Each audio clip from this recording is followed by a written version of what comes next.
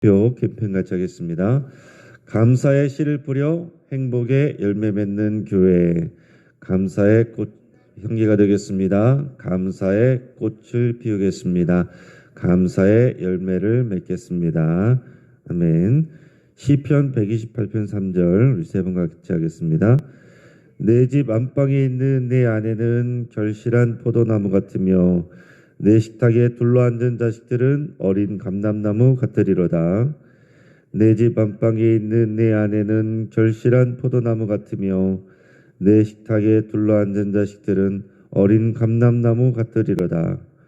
내 집 안방에 있는 내 아내는 결실한 포도나무 같으며 내 식탁에 둘러앉은 자식들은 어린 감람나무 같으리로다. 아멘. 하나님께서 오늘 우리에게 주시는 말씀 마가복음 14장 1절에서 11절까지 말씀입니다. 자, 본문을 통해서 깨어있는 여인이라는 제목으로 말씀의 은혜를 같이 나누겠습니다.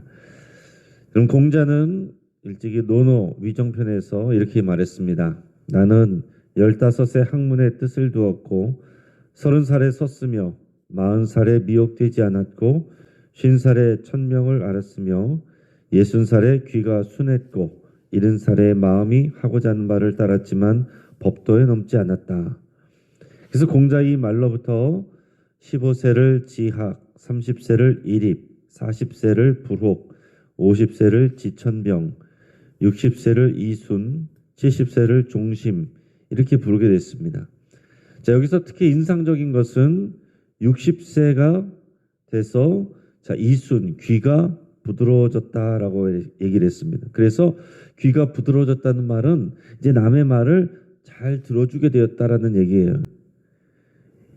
그것은 인생의 경륜이 쌓이고 또 사려와 판단이 성숙해져서 내 남의 말을 받아들이는 나이다라는 얘기입니다. 자, 그럼 무슨 얘기입니까? 60 이전엔 어땠다는 얘기예요? 남의 말을 잘 안 들어줬다는 얘기입니다. 남의 말을 귀담아 안 들어주고 또 남의 말이 해도 내 고집을 부리고 그랬다는 얘기죠. 60이 되니까 그제서야 내가 이제 다른 사람의 말을 들어주는 그런 수준이 됐다 이렇게 표현한 겁니다. 자, 남의 말을 들어준다는 거 이게 쉬운 일이 아니다라는 것을 우리 다시 한번 생각을 하게 됩니다. 귀가 어두워서 못 듣는 게 아니죠. 남의 말을 귀가 어두워서 그러는 게 아닙니다. 첫째는 미성숙해서 못 듣는 거고, 둘째는 상대의 말을 경청하지 않아서 못 듣는 거고, 셋째는 자기 고집 때문에 사실은 안 듣는 겁니다. 예수님은 제자들에게 계속해서 주의하여 깨어 있으라 이렇게 말씀하셨지만은 제자들은 그러지 못했습니다. 주의하여 깨어 있으려면 어떻게 됩니까? 예수님의 말씀을 주의 깊게 귀 기울여 듣고 그리고 그 말씀대로 순종을 해야만, 그 말씀을 잘 경청해야만 주의하여 깨어 있을 수가 있습니다. 하지만 제자들은 보면 예수님의 말씀을 종종 오해했어요. 대제사장들과 서기관들은 아예 귀가 막혀 있었습니다. 그러나 오늘 본문에 보면 그 사이에 등장하는 그 한 여인은 예수님의 말씀을 경청한 사람이에요. 그래서 예수님을 신뢰했고 그녀는 깨어있을 수 있었다라는 것입니다. 먼저 대제사장들과 서기관들, 어떤 사람들은 1절 2절 우리 같이 읽겠습니다.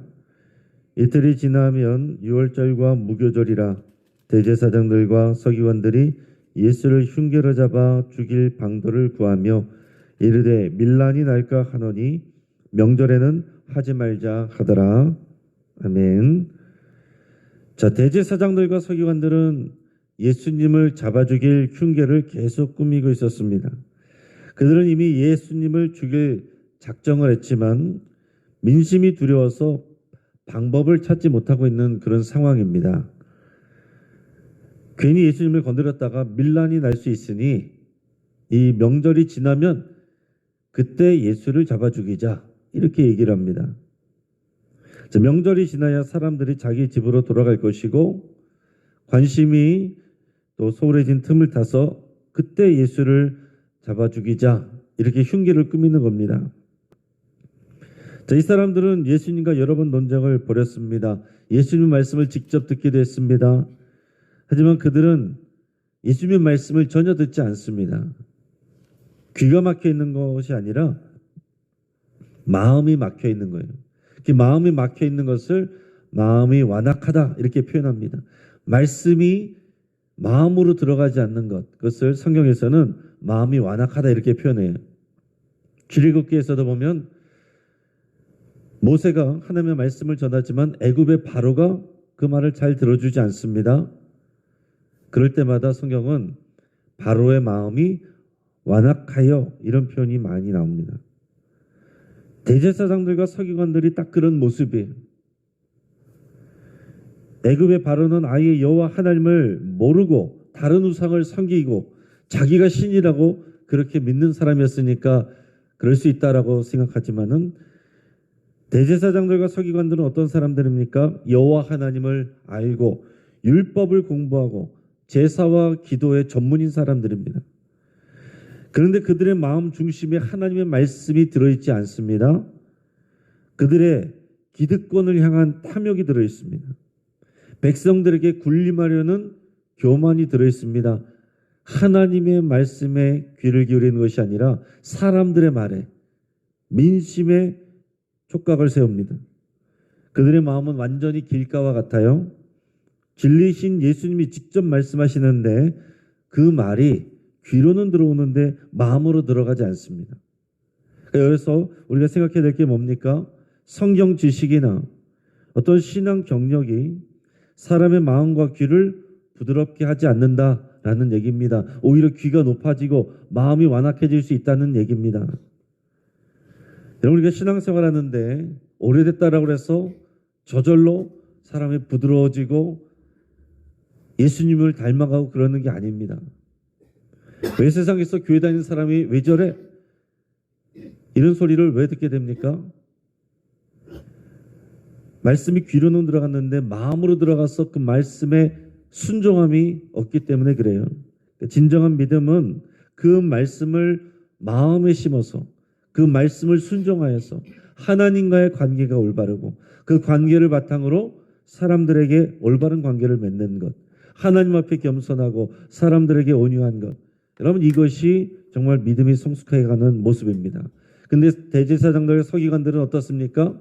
더 교만해지고 귀가 높아지고 그래서 사람들의 말을 경청하지 않고 사람들 위해 군림하려고 하고 말씀을 듣되 그것을 오히려 자기가 판단하고 이런 모습이 되는 대제사장들과 서기관들입니다.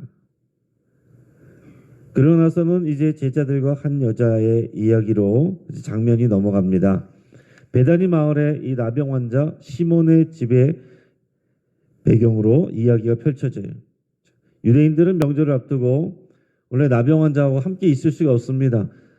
명절이 아니라 평상시에도 나병 환자하고는 같은 곳에 있을 수가 없어요. 그런데 지금 나병 환자 시몬의 집에 거기서 식사를 한다라는 얘기는 이 시몬이라는 사람은 지금 나병 환자가 아니라 이전에 나병 환자였지만은 예수님을 만나서 치유를 받은 사람이라고 이렇게 생각할 수 있어요.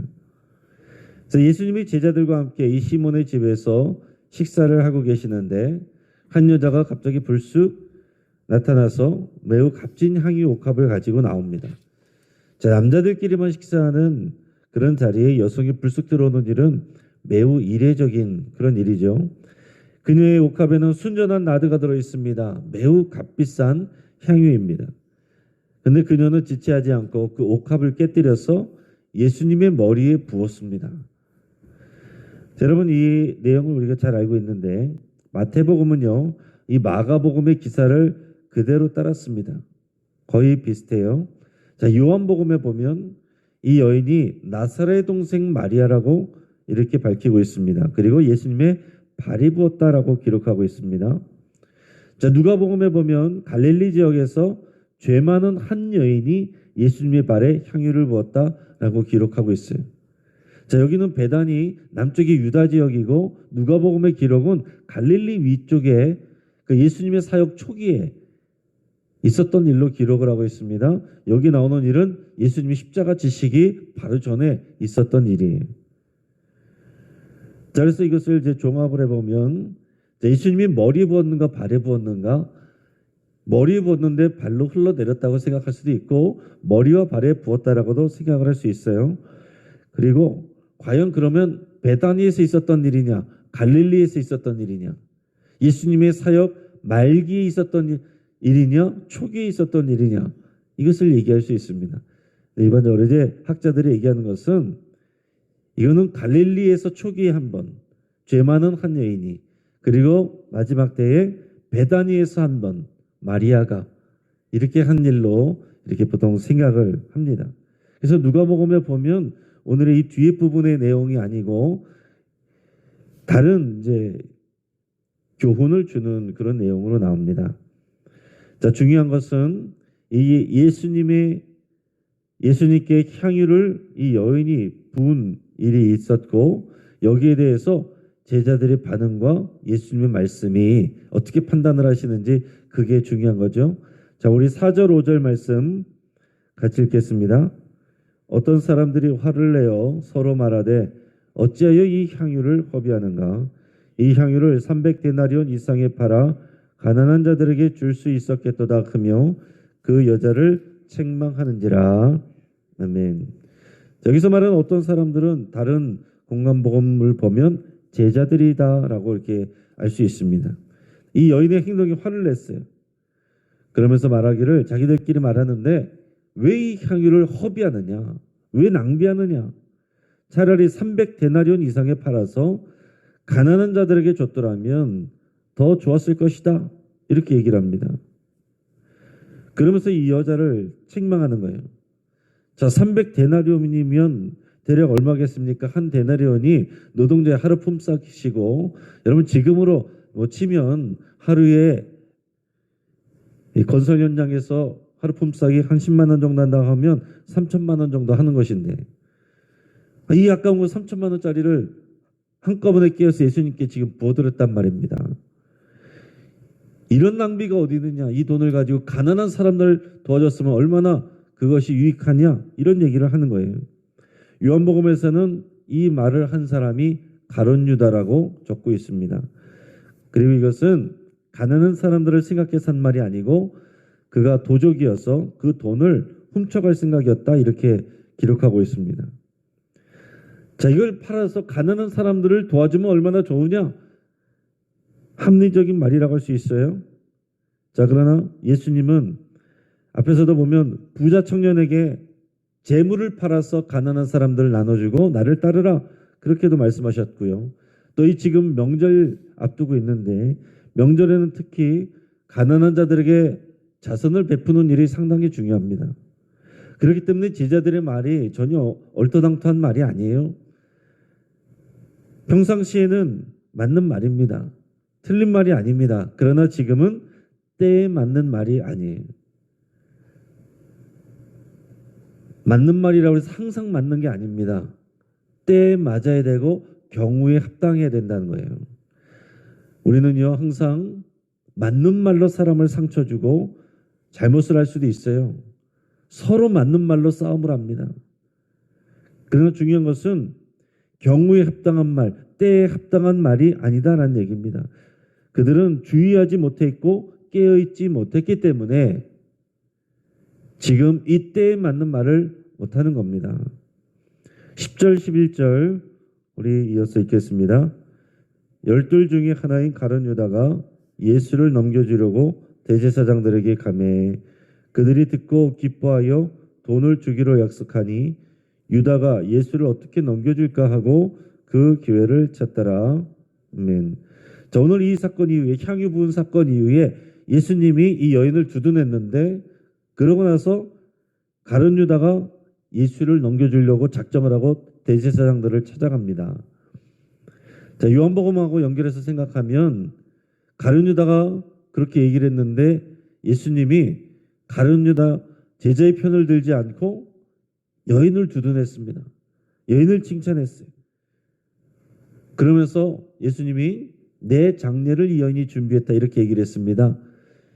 아마 그랬을 때 가룟 유다는 실망했을 거예요. 도저히 안 된다. 이분은 계속 죽음만 얘기하지 이분에게서 더 이상 희망을 찾을 수가 없다. 그리고 내 편을 들지 않고 저 여인의 편을 들다니. 그런 정도 생각을 했겠죠. 그러면서 그는 대제사장을 찾아갔고, 대제사장들은 지금 구실을 못 찾고 있었는데 죽이고자 하고 싶은 마음은 간절한데 죽일 방도를 못 찾고 있었는데 지금 스스로 내부고발자가 와서 가룟 유다가 예수님을 넘겨주기로 말을 하니 이거는 뭐 대제사장들과 서기관들 입장에서는 너무나도 좋은 거죠. 그러면서 돈을 주기로 약속하고 유다는 예수를 어떻게 넘겨줄까 하면서 그 기회를 찾았다라고 했습니다.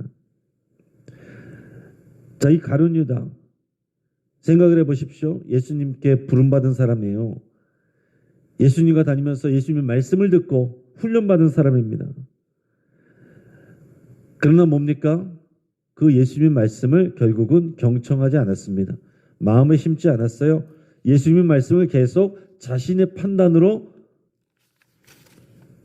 그것을 판단을 합니다. 자신의 생각과 자신의 기준으로 예수님의 말씀을 판단합니다. 자기 마음에 맞는 거는 갖다가 좋다고 생각하고 자기 마음에 안 맞는 것은 이건 아니구만 잘라버리고 그런 자세였다는 거예요. 결국 이 가룟 유다도 예수님 말씀을 경청하지 않았고 그래서 깨어있지 못했다라고 할 수 있습니다. 자, 예수님의 말씀을 경청하고 깨어있었던 사람은 오직 오늘 본문에서 이 한 여자 이 사람밖에 없어요. 우리 6절에서 9절까지 말씀을 같이 읽겠습니다. 예수께서 이르시되 가만두라 너희가 어찌하여 그를 괴롭게 하였느냐 그가 내게 좋은 일을 하였느니라. 가난한 자들은 항상 너희와 함께 있으니 아무 때라도 원하는 대로 도울 수 있거니와 나는 너희와 항상 함께 있지 아니하리라. 그는 힘을 다하여 내 몸에 향유를 부어 내 장례를 미리 준비하였느니라. 내가 진실로 너희에게 이르노니 온 천하에 어디서든지 복음이 전파되는 곳에는 이 여자가 행한 일도 말하여 그를 기억하리라 하시니라. 아멘. 자, 예수님은 이 여인을 칭찬하십니다. 가난한 자들을 돕는 거 좋은 일이죠. 마땅히 해야 될 일입니다. 그러나 가난한 자들을 돕는 일은 언제든지 할 수 있는 일이에요. 그러나 지금은 특별한 때입니다. 예수님이 특별히 오신 때이고 예수님이 십자가 죽음을 감당하기 바로 직전입니다. 예수님은 이제 다시 떠나가실 것이고 다시 재림하실 때까지 제자들은 볼 수 없습니다. 지금 아주 특별한 시간, 특별한 순간이에요. 예수님이 죽음을 준비하는 특별한 시간. 이 하나님의 구원사역, 이 복음을 완성하는 아주 특별한 그 시간. 근데 그 시간에 예수님의 죽음을 집중한 사람은 이 여인 한 사람밖에 없다는 얘기입니다. 이 여인은 예수님의 말씀, 예수님이 순환 예고를 하는 것을 들었을 수 있습니다. 제자들은 그것을 귀담아 듣지 않았지만 이 여인이 들었을 수 있어요. 그래서 정말로 예수님의 장례를 준비한 것일 수 있습니다. 3천만 원이나 되는 것이지만은 그러나 예수님의 죽음을 생각하며 예수님께 부어드렸을 수 있어요. 그게 만약 아니라고 하더라도 이 여인의 헌신은 예수님께서 기쁘게 여기셨고 이것을 예수님의 장례를 준비하는 것으로 예수님이 받으셨습니다. 예수님은 이 여인이 예수님의 말씀을 경청하고 깨어있는 자라고 말씀하시는 것과 같습니다. 아무 때나 할 수 있는 그런 일이 아니라 지금 바로 이 순간에만 할 수 있는 일, 예수님의 이 죽음을 준비하는 일, 지금 아무도 예수님의 이 죽음을 준비하는 일에 귀담아 듣지 않고 있는데 이 여인만 예수님의 죽음을 준비하는 일에 동참하고 있다는 얘기예요. 그래서 복음이 전파되는 곳에 이 여인의 이야기가 되는 것은 3천만 원이나 되는 것을 드렸다가 아니라 예수님의 죽음에 그 대한 말씀에 마음을 같이 하고 그것을 경청하고 주의하여 깨어 있었고 예수님의 마음과 함께 있었다는 것. 그렇기 때문에 그것이 복음에 합당한 마음이고 자세이고 그래서 이 여인 이야기가 전해질 거라고 말씀하는 겁니다. 대제사장들과 서기관들 자기의 기득권만 생각하고 있습니다. 제자들 자기들 잘 되는 것만 생각하고 있습니다. 가룟 유다 자기가 이것이 맞다고 생각하는 거기에만 초점이 맞춰져 있어요. 그러나 이 여인만은 예수님이 말씀하시는 예수님의 죽음에 초점을 맞추고 있다는 얘기예요. 여러분, 우리가 똑같이 예배드리고 똑같이 신앙생활해도 전혀 다른 것을 생각할 수가 있습니다. 어떤 사람은 자신의 기득권, 어떤 사람은 자기의 자존심, 어떤 사람은 재정만 생각할 수 있어요.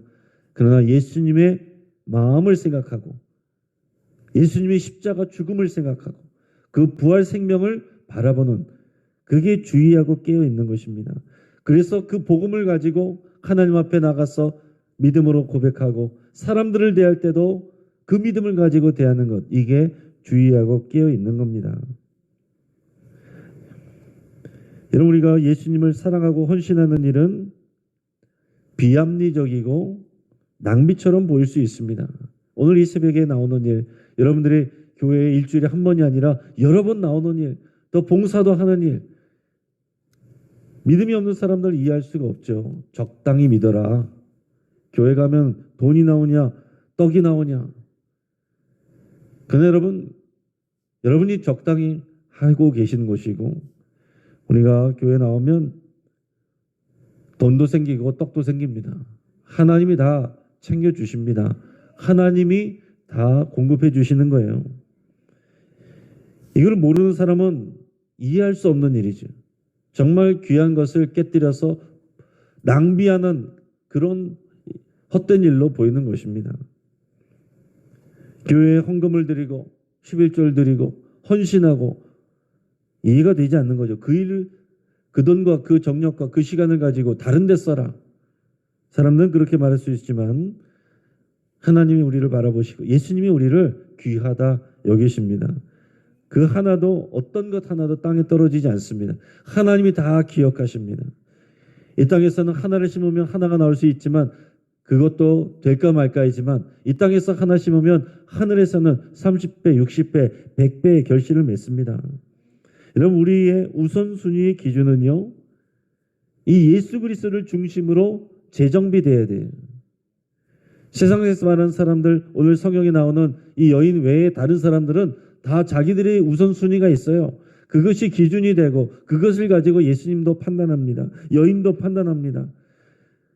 그러나 예수님은 하나님 중심의 기준으로 바라보십니다. 예수님이 하나님의 기준이, 예수님을 따르는 것이 그 하나님의 기준으로 따르는 것입니다. 각자가 다 자기의 생각과 자기의 처지와 상황을 가지고 말하지만 그러나 이 여인은 오직 예수 그리스도를 중심으로 판단하고 자기의 삶을 거기에 맞췄다라는 얘기입니다. 사람들이 비난을 해도 그것까지도 감수했다는 거예요. 내가 이렇게 섬겼는데 사람들이 나를 이렇게 뭐라고 말하고 상처를 주는가? 후회하거나 기분 나빠하거나 하지 않습니다. 예수님이 중심이기 때문에 사람들이 뭐라고 하든지 말든지 소문이 나든지 오해를 하든지 신경 쓰지 않는 거예요. 여러분, 이것이 우리가 이 여인을 통해서 배워야 될 복음에 합당한 자세이고 예수님 말씀을 경청하여 내 마음에 심었을 때 할 수 있는 일이고 주의하여 깨어있는 그런 모습입니다. 이 사순절 기간에 우리가 예수님이 십자가를 향해 앞으로 나가는 이 기간에 우리 한 여인과 같이 주의하여 깨어있는, 주의 말씀을 경청하고 가장 최고의 우선순위로 여기는 저희 여러분 되기를 주의 이름으로 축복합니다. 같이 한번 기도하겠습니다. 말씀을 붙잡고 함께 기도할 때 우리들이 사람들의 눈치를 살피기보다 예수님의 시선에 초점을 맞추기를 위해서 함께 기도하겠습니다. 또 주님의 마음으로 다른 사람들에게도 귀가 열리고 부드러워지기를, 겸손해지기를 위해서 함께 기도하겠습니다. 예수님이 내 삶의 가장 우선순위라고 여러분 고백할 수 있길 바랍니다. 나의 필요와 나의 기득권과 나의 자존심과 내 생각이 아니라, 그게 기준이 아니라 예수님의 말씀이 기준이 되어서 다른 모든 것들이 재정비되도록 그렇게 여러분 결단하시고 기도할 수 있길 바랍니다. 여러분들의 치유와 환원을 위해서 기도해 주시고 우리 주주클럽 가정 예배를 위해서 함께 기도하셔서 우리 각 가정이 또 예배하는 가정 믿음의 교회 되기를 위해서 한번 같이 기도하겠습니다. 오늘 있을 금요 기도회를 위해서 우리 하나님께서 우리 성령으로 충만케 하시고 은혜와 진리를 부어주시기 위해서 함께 기도하겠습니다. 우리 주여 한번 부르짖고 합시면서 함께 기도합니다. 주여 할렐루야.